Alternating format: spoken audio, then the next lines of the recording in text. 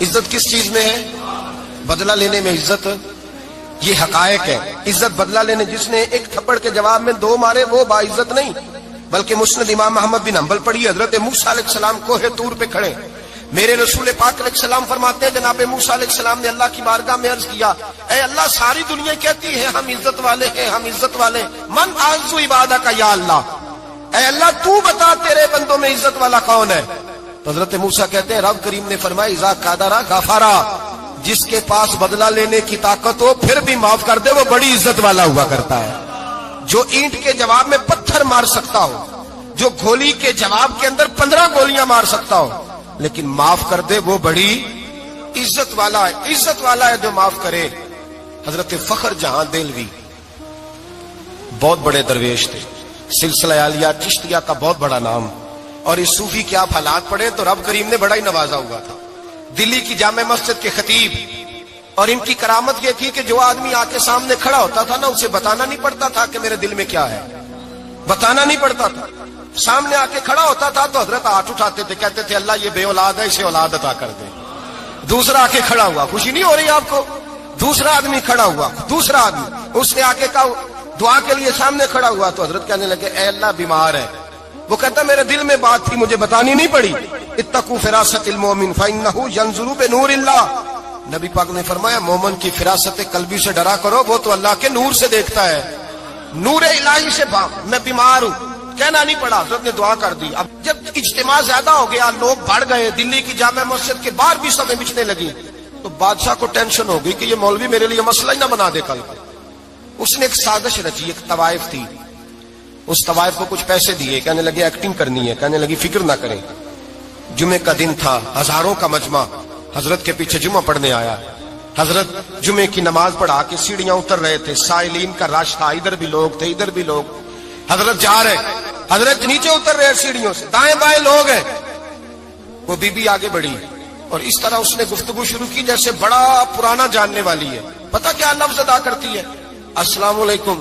وعلیکم السلام. کیسی طبیعت ہے؟ رات تو پھر آپ آ گئے، ملاقات ہی نہیں ہو سکی.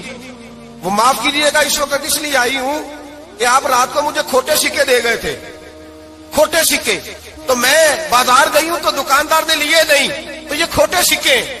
وہ جو دائیں بائیں لوگ تھے نا مد و جزر ہونے لگا، جو پیار میں کچے تھے وہ تڑپنے لگے کہ ہمارا پیر رات کو کہاں ہوتا ہے. ہم نے تو کبھی پوچھا ہی نہیں، ہم تو سمجھتے ہیں حجرے میں ہوتا ہے، یہ رات کو کہاں ہوتا ہے، کہاں ہوتا ہے رات کو. جنہ اندر عشق سمایا اونا نہیں پاج جانا. سارے ایسے نہیں ہوتے. جنہ اندر عشق سمایا اونا نہیں پاج جانا، پاویں سونے ملن ہزارہ آسانی یار بٹاؤنا. کچھ تو کھڑے تھے کہنے لگے جو مرضی بھی ہو جائے، جو ہم نے دیکھا ہے وہ دیکھ ہی کوئی نہیں سکتا، کوئی جو مرضی. کچھ مد و جزر کا شکار ہے. حالات بدلنے لگے. اب وہ بی بی اس طرح گفتگو کر رہی ہے جیسے بڑی پرانی جاننے والی ہے. کہنے لگی کھوٹے سکے دے گئے تھے، دکاندار نے لیے نہیں. حضرت کے چہرے پہ کوئی شکن نہیں آیا. آپ نے اپنا ہاتھ اٹھایا، جیب میں ڈالا، الٹا ہاتھ، پیسے نکالے اور سیدھا ہاتھ اس بی بی کے سر پہ رکھا. کہنے لگے بیٹی فکر والی بات کوئی نہیں، تم مجھ سے اصلی سکے لے جا، جا اصلی سکے لے جا، تیرا کام ہو جائے. اور فکر نہ کرنا، پھر بھی ضرورت پڑے نا تو آ جانا، میں اصلی سکے دے دوں گا. یہ لفظ کہہ کے حضرت نیچے اترے تو وہ دوڑی ہوئی آئی، پلٹ کے آئی، پیروں میں بیٹھی. کہنے لگی بابا تو کس مٹی کا بنا ہے، کس نور سے تیری تخلیق ہوئی ہے، کس حسین مزاج کا تو مالک ہے. میں وہ بی بی جس کو سارے لوگ گندی نظر سے دیکھتے ہیں معاذ اللہ، اور میں فلاں بادشاہ کے کہنے پر ایکٹنگ کرنے آئی طوائف، اور میں تیرے دروازے پہ تجھے بدنام کرنے آئی ہوں اور تو نے مجھے بیٹی بنا لیا ہے. آج تک کسی نے بیٹی نہیں کہا اور تو نے میرے سر پہ ہاتھ رکھ کے کہا بیٹی. یہ لفظ کہے قدموں میں گری، اٹھ کے حضرت نے سر پہ پھر ہاتھ پھیرا، اٹھی، آنسو پونچھے، نقاب اوڑا. کہنے لگی اب میں دلی والوں کو بتاؤں گی کہ فخر جہاں کی بیٹی کس طرح کی ہوا کرتی ہے، اب بتاؤں گی فخر جہاں کی بیٹی کس طرح کی ہوتی ہے. فرمایا میرا مکان اب کسی طوائف کا کوٹھا نہیں رہے گا، میں اسے مسجد بناؤں گی. اب قیامت تک وہاں سے یا درود پڑھا جائے گا یا محمد عربی کے نام کی اذانیں پڑھی جائے گی. یہ عزت ہے، یہ وقار ہے. بھائی آپ کسی کو معاف کر کے تو عزت لے سکتے ہیں. یہ بھی تو ہو سکتا تھا نا پکڑ لو اس کو، یہ تمہارے پیر پہ الزام لگانے آئی ہے، پکڑو مارو، یہ بھی کام ہو سکتا تھا. لیکن حضرت نے معاف کیا، معاف کیا. امام زین العابدین میرے مصطفیٰ کریم کے نواسے امام حسین کا میدان کربلا میں بچ جانے والے اکیلے بیٹے، اور امام زین العابدین فرماتے ہیں میں اگر 1 مہینہ عمرہ کرنے نہ جاؤں تو حجر اسود میری خواب میں آتا ہے اور مجھے آگے کہتا ہے حضور میری آنکھیں ترس گئی ہیں، مجھے دیدار تو کرا جائے، دیدار تو کرا جائے۔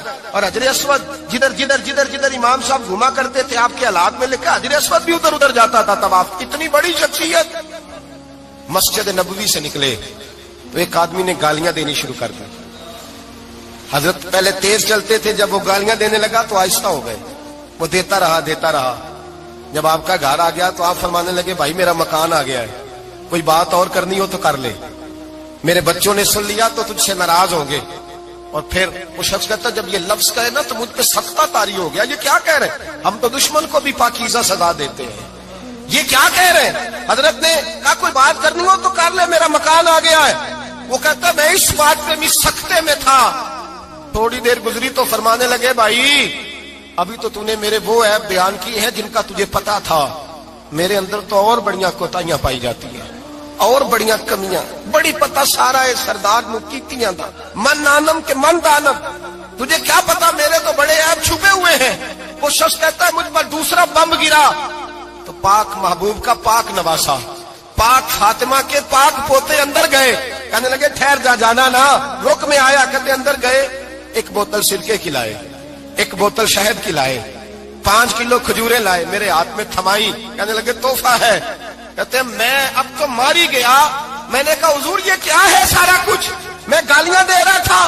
آپ فرمانے لگے جو تو کر رہا تھا وہ تیرا کردار ہے، اور یہ جو میں نے کیا ہے یہ میرا کردار ہے، اس لیے کہ میرے دادا مولا علی شیر خدا حل عطا مشکل کشا، حضرت علی نے نصیحت فرمائی تھی کہ بیٹا جو گھر آئے وہ خالی ہاتھ نہیں جانا چاہیے، جو دروازے پہ آئے وہ خالی ہاتھ نہیں جانا چاہیے۔ حضرت پیچھے پلٹے تو وہ پیروں میں بیٹھ گیا، کہنے لگا حضور میں نے حسین کو نہیں دیکھا، میں نے علی فاطمہ کو نہیں دیکھا، میں نے مصطفیٰ کو نہیں دیکھا، پر آپ کو دیکھ کے لگتا ہے کہ ان کے اخلاق کتنے اعلیٰ ہوں گے، کتنے اعلیٰ ہوں گے۔ میں لعنت بھیجتا ہوں اس پر جس نے مجھے کہا تھا کہ زین العابدین کو برا کہو، کائنات میں اگر قصیدے پڑھنے چاہیے تو مصطفیٰ کی آل کے پڑھنے چاہیے، اگر تعریف کرنی چاہیے تو رسول اللہ کی آل کی کر۔ تیری نسل پاک میں ہے بچہ بچہ نور کا، تیری نسل پاک میں ہے بچہ بچہ نور کا، تو ہے نے نور تیرا سب گھرانہ نور کا۔ اور میں آپ تو تعریف کے تو بھائی یاد رکھیں آپ بدلہ لے کے عزت نہیں کرا سکتے، عزت تو معافی میں ہے، معافی میں عزت ہے۔ حضرت بایزید بستامی کے ساتھ یہودیوں کا پیشوا رہتا تھا، زیادہ تر مخالفتیں حسد کی وجہ سے ہوتی ہیں، حسد بنیادی وجہ ہوتی ہے۔ قرآن مجید نے کہا محبوب تیرے ساتھ جو زیادتی کرتے ہیں معاذ اللہ بے ادبی کرتے ہیں، حسد من عند انفسہم، ان کے دلوں میں تیرا حسد ہے۔ حسد بنیادی وجہ ہے اختلاف، حسد ہوتا ہے جو وجہ بنتا ہے۔ حضرت بایزید بستامی کے پڑوس میں یہودیوں کا پیشوا رہتا تھا، آپ کی مخالفت کرتا، ساری زندگی اس نے مخالفت کی، یہودیوں سے بڑا مانتے تھے، اس سے کوئی غلطی ہو گئی سارے اسے چھوڑ گئے، پہلے رئیس اعظم ہوتا تھا پھر غریب ہو گیا۔ ایک دن حضرت بایزید بستامی گھر آئے تو بچے کے رونے کی آواز آئی، زوجہ سے پوچھنے لگے اس کا بچہ کیوں روتا ہے؟ تو کہنے لگی آپ کو پتہ ہے نا اب لوگ اسے چھوڑ گئے ہیں تو گھر میں دیا نہیں جلتا، بچہ چھوٹا ہے اندھیرے میں روتا ہے۔ رات گہری ہو گئی تو حضرت بایزید نے اپنے گھر سے دیا اٹھایا، اپنے گھر سے دروازے پہ دستک دی، وہ باہر آیا تو جناب بایزید کا انداز کیا ہے، اس نے مخالفت کی زندگی بھر، انداز کیا ہے، باہر آتے ہی نا آپ فوراً اس کو بولنے نہیں دیا، کہنے لگے بھائی سن لے میں پہلے بھی آ سکتا تھا، دیر سے اس لیے آیا ہوں کہ گلیاں سنسان ہو جائیں، لوگ سو جائیں، تجھے اور مجھے کوئی نہیں دیکھ رہا ہے کہ میں ہوں دوسرا تو ہے، اور تو مجھے اچھی طرح جانتا ہے بایزید وہ نہیں کہ جو نیکی کرے گا اور دنیا کو بتائے گا، میں تیرا راز بھی رکھوں گا۔ اور بچے تو معصوم ہوتے ہیں نا، فرمایا میرے بڑے ہو گئے تیرے چھوٹے ہیں، یہ پکڑ لے دیا گھر میں لے جا، اور میرا وعدہ ہے کسی کو ساری زندگی اس نے مخالفت کی۔ وہ شخص کہتا ہے مجھے بولنے کا موقع ہی نہ دیا، دیا دے کے چلے گئے۔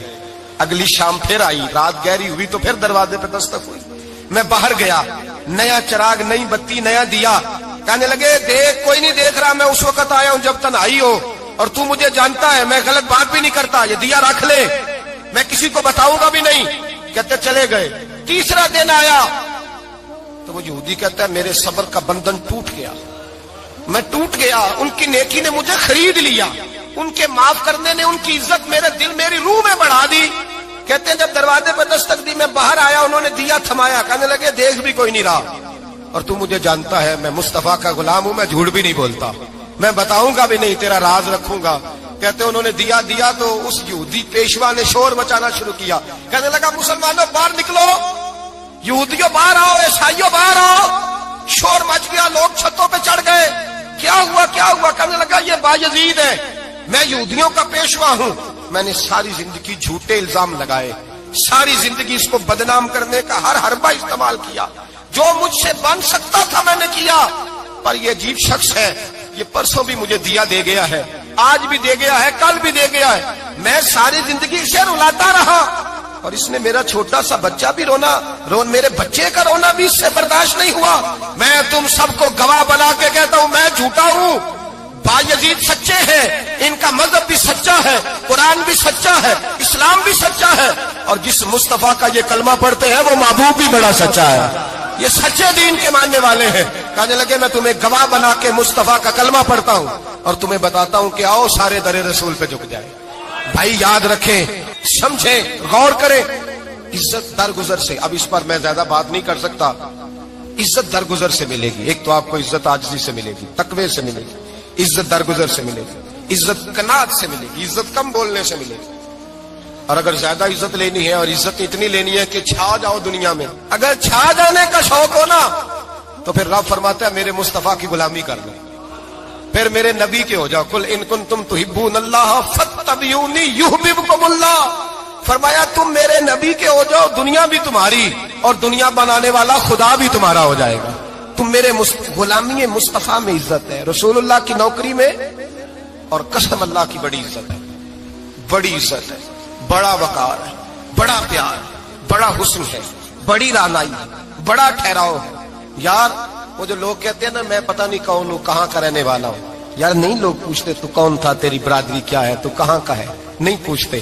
تیرے لبوں پہ اگر ذکر مصطفیٰ ہے تو دنیا تیری غلام ہے، اگر تو حضور کا ہے تو پھر سارے دامن مصطفیٰ سے جو بھی لپٹا وہ یگانہ ہو گیا، اور جس کے حضور ہو گئے اس کا زمانہ ہو گیا، جس کے حضور ہو گئے اس کا، اقبال کہتے ہیں قوت عشق سے ہر پست کو بالا کر دے، اور دہر میں اس میں محمد سے اجالا کر دے، اور کی محمد سے وفا تو نے تو ہم تیرے، کی محمد سے وفا تو نے تو ہم تیرے، یہ جہاں چیز ہے کیا لوح قلم تیرے۔ رسول اللہ کی غلامی عزت دیتی ہے، نبی پاک کی نوکری، اللہ کرے آپ بول پڑے آمین کہنا، نبی پاک کی غلامی عزت ہے، حضور کی غلامی۔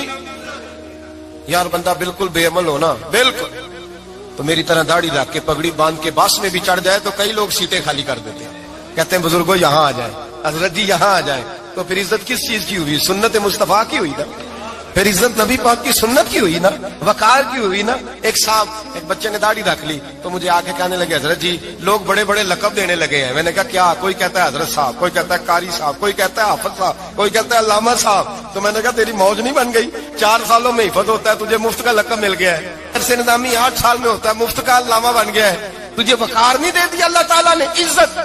میرے اعلیٰ حضرت فرماتے ہیں عزت در رسول پہ ہے، عزت حضور کی۔ اور اعلیٰ حضرت نے ایک بات لکھی ہے بڑی قیمتی، اور میں نا جب کبھی پریشان ہوتا ہوں نا تو میں یہ والی بات کھول کے پڑھتا ہوں اعلیٰ حضرت، یہ بات ڈھارس بندھاتی ہے، ڈھارس توانائی دیتی ہے، پورا مضمون باندھا ہے۔ اعلیٰ حضرت کہتے ہیں بیروپیہ تھا مداری، روپ بدل بدل کے دکھایا کرتا تھا، بادشاہوں سے انعام لیتا تھا۔ ایک دن اورنگزیب عالمگیر کے پاس آ گیا، کہنے لگا میں روپ بدلوں گا، اگر آپ پہچان نہ سکے تو میں انعام لوں گا۔ آپ نے فرمایا میں کوئی ایسے ویسا بادشاہ نہیں، کہا مجھے دھوکہ دینا مشکل ہے، کہا نہیں میں روپ بدلوں گا۔ حضرت اورنگزیب عالمگیر بڑے نیک بادشاہ گزرے، بڑے پرہیزگار آدمی، وہ بے روپیہ کہنے لگا میں روپ بدلوں گا، آپ نہیں پہچان سکیں گے۔ فرمایا چل جتنا تیرے اندر زور ہے لگا لے۔ حضرت نے اعلان کیا کہ میں نے فوجی بھرتی کر دیں، 2 ماہ کے بعد ٹیسٹ ہوگا۔ وہ 2 مہینے دوڑتا رہا، رنگ روپ بناتا رہا، آیا ٹیسٹ دینے، 2-3 سپاہیوں کا امتحان لیا، اس کی باری آئی تو 10 روپے دیے، کہنے لگے تیرے آنے جانے کا کرایہ میں نے تجھے پہچان لیا ہے۔